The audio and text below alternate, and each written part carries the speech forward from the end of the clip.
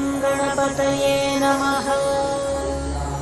अथ श्रीसुब्रह्मण्यसहस्रनामस्तोत्रम्। ऋषय ऊचुः। सर्वशास्त्रार्थतत्त्वज्ञ सर्वलोकोपकारक वयं चातिथयः प्राप्ता आतिथेयोऽसि सुव्रत। ज्ञानदानेन संसारसागरात्तारयस्व नः। कलौ कलुषचित्ताये नराः पापरताः सदा। केन स्तोत्रेण मुच्यन्ते सर्वपातकबन्धनैः। इष्टसिद्धिकरं पुण्यं दुःखदारिद्र्यनाशनम्। सर्वरोगहरं स्तोत्रं सूतनो वक्तुमर्हसि। श्रीसूत उवाच। शृणुध्वं ऋषयः सर्वे नैमिषारण्यवासिनः।